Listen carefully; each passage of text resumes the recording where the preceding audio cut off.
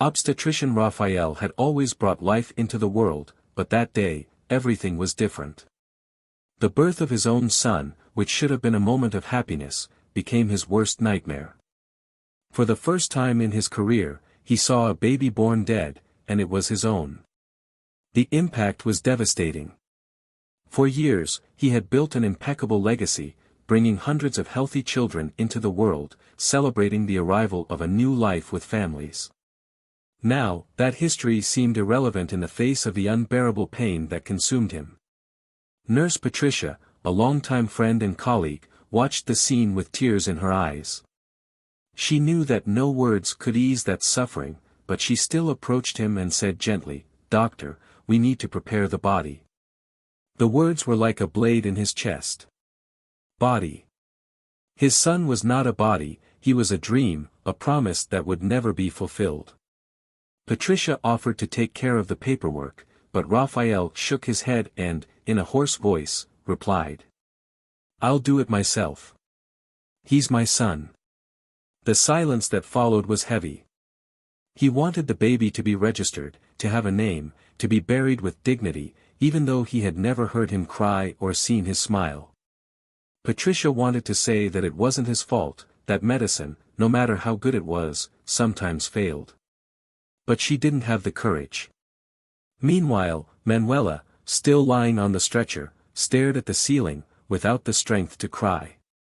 Her pale face and empty gaze reflected the pain that words could not express. Raphael approached, touched her hand gently and asked, fearing the answer, "Do you want to see him?" She closed her eyes, shook her head slowly and murmured, "I can't. The pain is already too great." He nodded, respecting her decision, and placed a kiss on his wife's forehead before walking away. He walked over to where his son was, lying in a makeshift crib, wrapped in a white cloth. He looked so fragile, so small, so cold. Raphael knelt down, his trembling hands caressing the face of the baby who would never have the chance to grow up. The icy touch was like a stab to the soul. Tears streamed down his face as he whispered, between sobs, "I spent my life bringing children into the world. How could I not save my own son?" The silence around him was oppressive. For the first time, he had no answers. Only pain. Only loss. Only the helplessness of a father who failed at the most crucial moment. From afar, Patricia watched, not knowing what to say. Raphael had always been an admirable professional, but there, faced with the immensity of the pain, he was just a man devastated by what he could never change. Raphael had always been a dedicated doctor, someone who put the lives of his patients and the babies he brought into the world above all else. In his entire career, he had never lost a single newborn. Until that day. Something inside him snapped. An uncontrollable impulse, a desperate need took over his chest.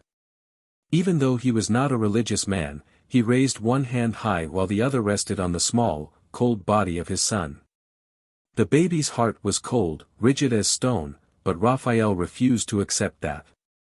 With a choked voice, he began to speak to God. At first, his words came out softly, almost inaudible. But as the pain and anger grew, his plea turned into a desperate cry.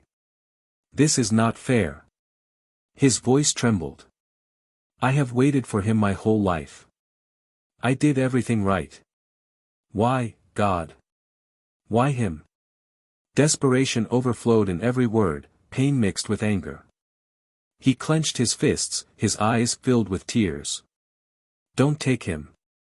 I beg you, Lord. Don't let my son go like this." Patricia, who was watching everything with a heavy heart, took a step forward, fearing for her friend's emotional state. But before she could get closer, Raphael suddenly froze. His eyes widened, the air left his lungs and a cold shiver ran down his spine. It was then that he felt it. The baby's body, previously as cold as marble, seemed to gain heat. A real, palpable heat. For a moment, Raphael thought he was imagining things, that it was just an illusion created by despair. But when Patricia also froze, noticing the same change, the world seemed to stop spinning. Before understanding what was happening, we had to go back a few hours in time. That morning, Dr. Raphael entered the delivery room ready for one of the most memorable moments of his career. Carolina, a 25-year-old woman, was about to give birth to triplets. In addition to the natural challenge of the situation, there was a special symbolism. This would be the 500th birth of her career. 3 new lives would come into the world, surpassing the mark of 500 healthy babies he had helped to deliver. Dressed in his impeccable lab coat, Raphael was greeted by Nurse Patricia, who was already waiting for him. "Doctor, are you ready?" she asked, smiling excitedly. He adjusted his surgical gloves, confidence reflected in his gaze. "I was born ready." He stood next to Carolina, holding her gaze and transmitting security. "Now I need you to be strong. It's time." Beside the patient, her husband held her hand, whispering words of encouragement. Patricia took her position, ready to help him. And then, the first cry echoed through the room. Soon, a shrill cry filled the room, echoing like a melody of relief and happiness. Raphael held the baby in his arms, smiling happily. Perfectly healthy, the newborn was handed over to a nurse, who began the first care. "Come on, Carolina, just a little longer," encouraged the doctor. Gathering all the strength she had left, Carolina made one more effort and, moments later, the second baby came into the world. Another cry broke the silence, and the room was filled with a wave of contagious emotion. The nurses exchanged emotional glances, while the couple cried with joy at finally seeing their 3 children in their arms. Still panting, Carolina sobbed through tears of happiness. She hugged the babies next to her husband and, with a choked voice, looked at Raphael with gratitude. "Doctor, your hands are blessed." He smiled, feeling his heart warm. The mission was accomplished. After finishing the last procedures and making sure everything was okay, Raphael went out to wash up. When he returned, now wearing a clean lab coat, he was surprised by Patricia, who wrapped him in a tight hug. "Over 500 babies, doctor. You made history." He laughed, adjusting his lab coat. "And there are more to come." The nurse joked, although she knew her words were true. Raphael had become a legend in obstetrics. His name was respected, and many couples wanted their children to come into the world through his hands. "You know, doctor, everyone says you have a gift," Patricia commented. "You've never brought a stillborn baby into the world. You're blessed." For a moment, Raphael was silent, reflecting. "If I'm blessed, you are too," he replied, sincerely. "You've been with me for many of those births." Patricia smiled, shaking her head. "When I came in here, you had already delivered about 200 babies. Those extra 300 were quite a journey." The doctor laughed, but his expression softened quickly. "Now all that's left is my own baby." Patricia's eyes lit up. "That's right. It's not long now, is it?" "A month," replied Raphael, and his smile widened. He couldn't wait. Manuela was 8 months pregnant, and for him, being a father had always been the biggest dream of his life, more than medicine, more than any professional achievement. But this dream didn't come without challenges. Before finally holding a positive test in their hands, Raphael and Manuela faced a real battle. The desire to be a father arose when they were still young, but it took them a while to find someone they really connected with, someone who shared their dreams and their vision for the future. This connection only happened when they were over 30 years old, and, ironically, it was in that same hospital that he met Manuela. She was a speech therapist and worked close to the pediatric ward. From their first meeting, something different was born between them. From the first moment they met, something indescribable developed between them. Love blossomed quickly, and in less than a year, they were married. Soon, they began trying to have children, but their happiness gave way to a tough battle. Month after month, the pregnancy failed to happen. At first, they attributed it to anxiety, but after a series of tests, they received devastating news: they both had infertility problems. It was a cruel blow. For years, they faced treatments, tested alternatives and held on to every possibility, but the negative results accumulated, making each failure even more painful. Time, once an ally, became a merciless enemy. Manuela had already turned 40, and Raphael, 45. Hope was fading with each passing day.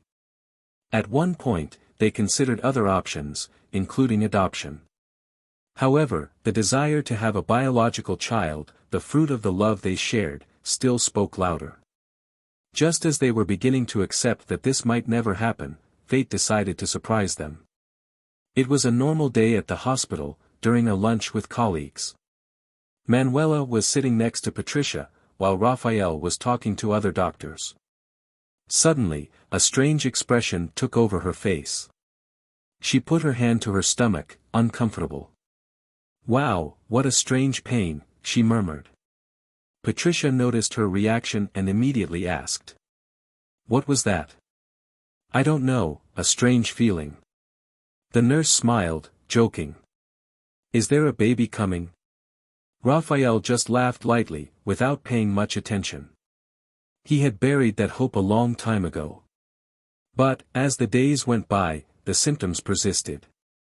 Until, a week later, Manuela plucked up the courage to take a test. The impossible had happened. The test came back positive. She was pregnant. The dream had finally come true, and now there was only 1 month left until Raphael brought his own child into the world. Little did he know that this would be the most challenging birth of his life. While talking to Patricia in the hospital corridor, a family member appeared, bringing with him a smile that would change everything. For both of them, there was no doubt, this was the best part of the day. Manuela, his wife, had just come back from another routine appointment. Even though her belly was already 8 months along, she continued working as a speech therapist at the hospital, refusing to stay home until the last minute. As soon as they saw her, Raphael and Patricia walked over to her. The doctor bent down and placed a loving kiss on her belly, feeling the special connection he had already created with his son. Patricia, with an amused smile, crossed her arms and announced, "Guess who just delivered the 500th baby?" Manuela's eyes shone with pride as she looked at her husband. She leaned over and gave him a soft kiss. "Congratulations, my love. 500 babies. That's incredible." Raphael smiled, but shook his head. "None of this compares to what's to come." "And how is our little one today?" he asked, placing his hand on her belly. "Great, but today he's quieter than usual," Manuela replied, caressing her belly. "But soon he'll start kicking me hard again, like always. I think he's going to be a soccer player." Raphael raised his eyebrows, laughing. "No way, he's going to be a great doctor, just like his father." Patricia joined in the joke. "Wrong. He'll be whatever he wants to be." The three of them laughed, agreeing. Then the nurse said goodbye and went back to the ward, while the couple went to the cafeteria. Little did they know that this would be the last moment of calm before the storm. Sitting at the table, Raphael held his wife's hand and asked the question that had been on his mind for days. "Are you sure you don't want to stop working? You're already 8 months pregnant, Manu. I think it would be good to rest." She smiled slightly, shaking her head. "Rafa, my love, I'm fine. I take good care of myself, I don't make any effort and I still stay here at the hospital, close to you and surrounded by a medical team. If something happens, I'll already be in the best possible place." Raphael sighed. She was right. But at that moment, as if she had foreseen what was coming, Manuela frowned, feeling a sudden discomfort in her belly. A warm liquid ran down her legs. Her heart raced. Her water had broken. For a moment, Raphael remained still, staring at the small puddle of liquid on the floor. Then, on impulse, he jumped out of the chair. Manuela held her belly, breathing with difficulty. "But there's still a month to go," she murmured, apprehensively. Raphael exchanged a tense look with her before answering, already taking control of the situation. "It seems our champion decided to arrive early." Wasting no time, he picked up his wife in his arms and hurried down the hallway. Raphael appeared at the end of the hallway, calling urgently for Patricia. When she saw him carrying Manuela in his arms, the nurse's heart started racing. Something was wrong. The baby wasn't due yet, it wasn't the right time. But there was no time for hesitation. Patricia quickly prepared the delivery room and called the medical team. The moment had arrived. Tension dominated the room. The cold lights illuminated the silent room, while the constant sound of the heart monitor filled the space. Raphael washed his hands, put on gloves and positioned himself. But this time, it wasn't just another birth. It was the birth of his own child. He took a deep breath, trying to stay calm. He had done this 500 times before. Nothing would go wrong. "Manu, take a deep breath. Now, push." Manuela squeezed his hands tightly, her body trembling with effort. But nothing. The baby wasn't coming. Raphael exchanged an apprehensive look with Patricia. "Calm down, love. Try again." Gathering all her strength, Manuela pushed with everything she had left. Nothing. Raphael's heart raced. He had faced complicated births before, but this was different. Sweat was running down Manuela's forehead, her breathing was short. She had no strength left. Raphael knew he had to act. "Anesthesia, quick," he ordered. Patricia handed him the anesthetic, and Raphael applied it to the area, preparing himself for an emergency procedure. "Manu, I'm going to help you. Hold on tight." With precision, he performed an episiotomy to widen the passage. But, at the same moment, something happened. Manua arched her back, letting out a moan of pain, but this sound was different. The monitor triggered an alert. "Raphael," Patricia whispered, her voice choked. He frowned and looked down. His expression changed instantly. The placenta had detached. The baby was without oxygen. Time was running out.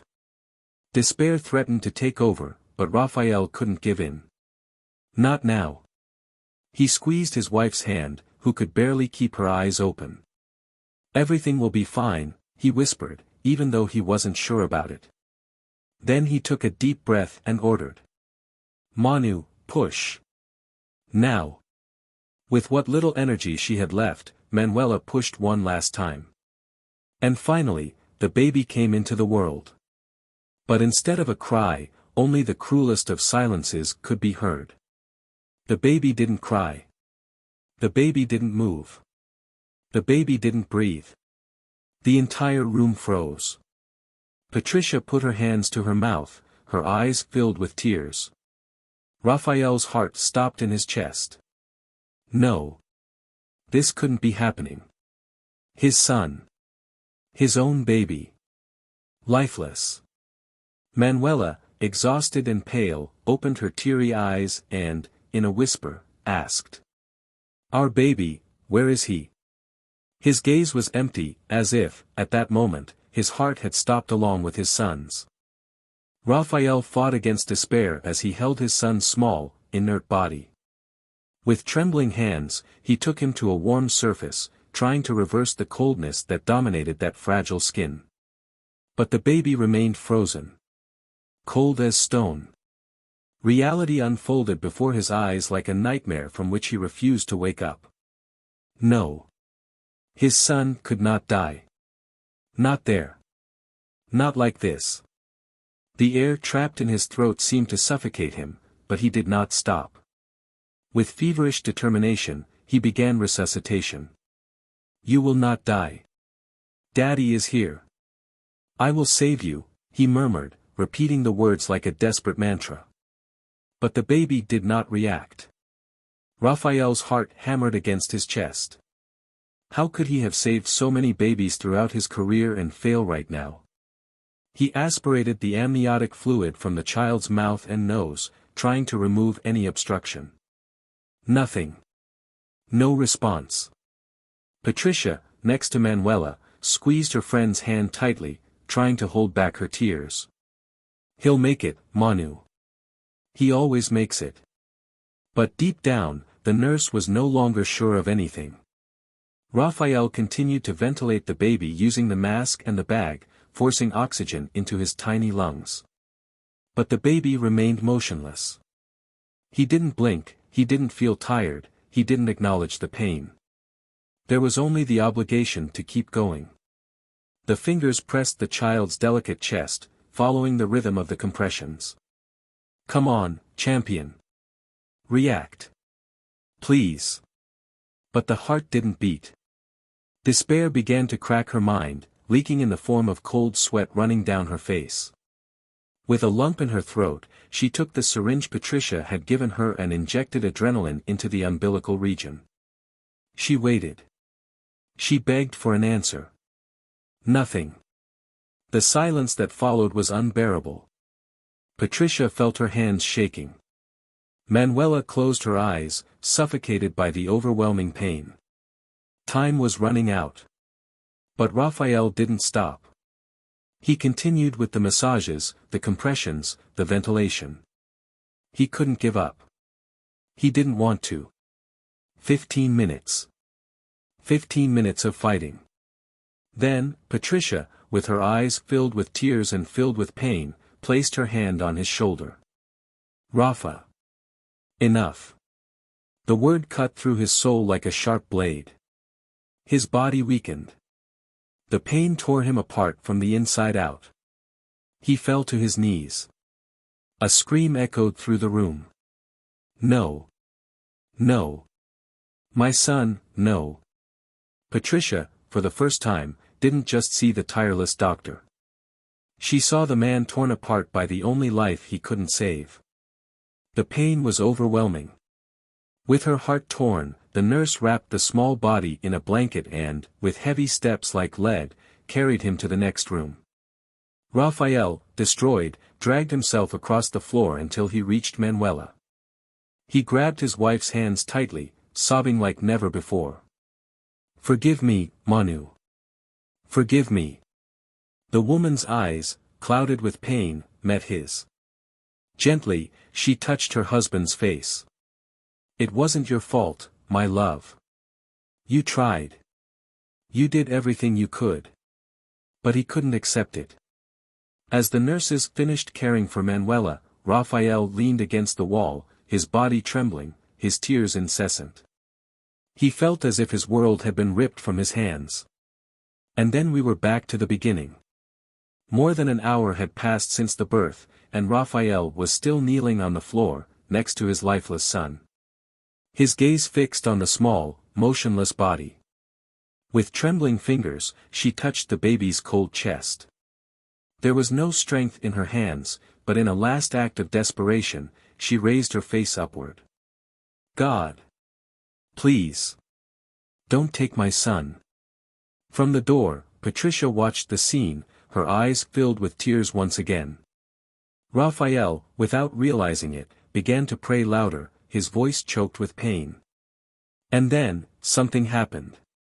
The baby's previously icy body began to warm up. Raphael's eyes widened. "It's warming up," he murmured, astonished. A shiver ran down Patricia's spine. Cautiously, she approached and placed her hand on the child's chest. It was warm. Was it possible?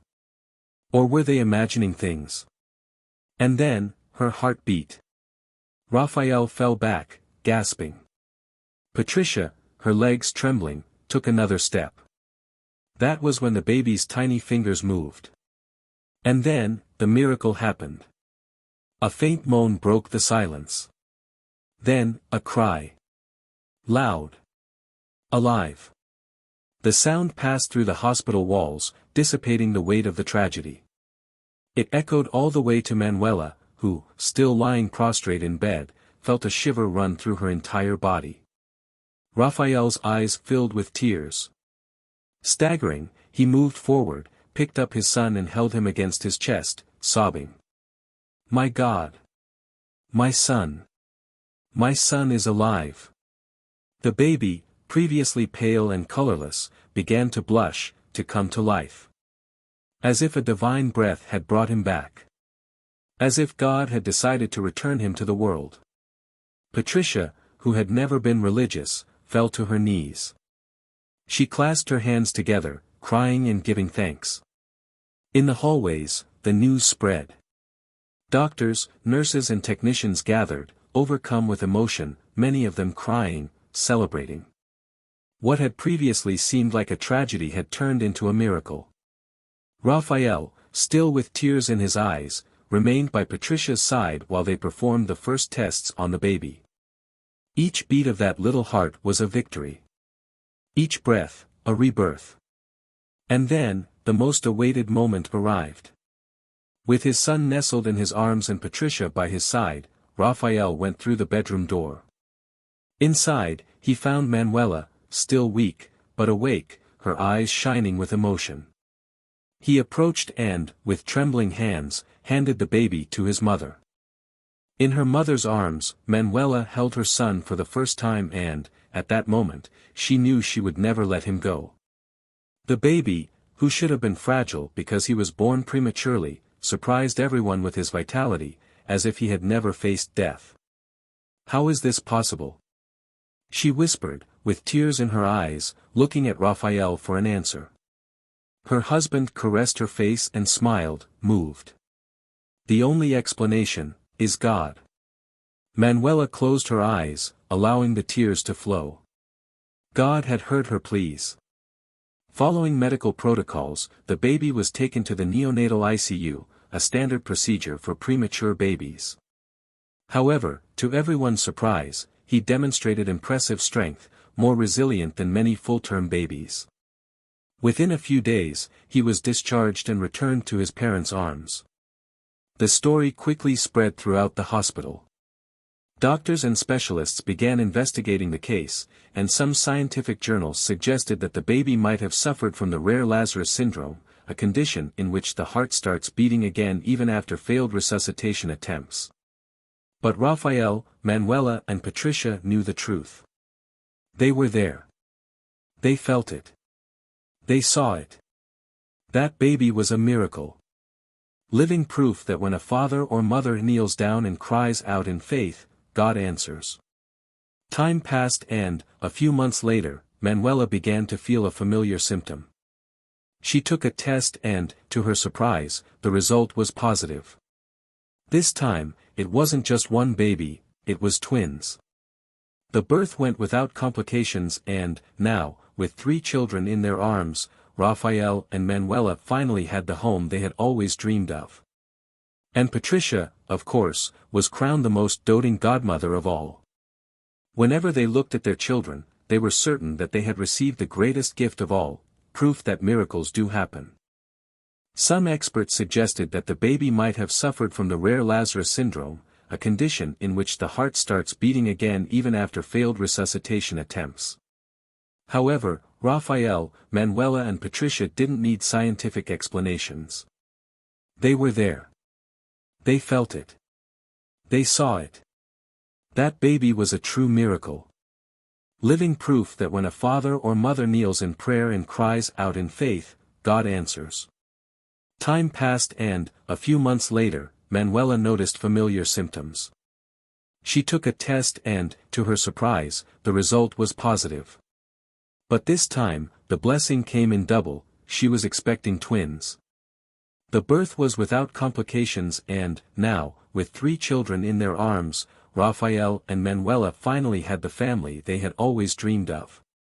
Patricia, of course, proudly assumed the role of doting godmother. And every time they looked at their children, they were certain that they had received the greatest gift of all, proof that miracles do happen. If this story touched your heart, I have another one that will move you even more. Click on the video that is appearing on your screen. I'll see you there.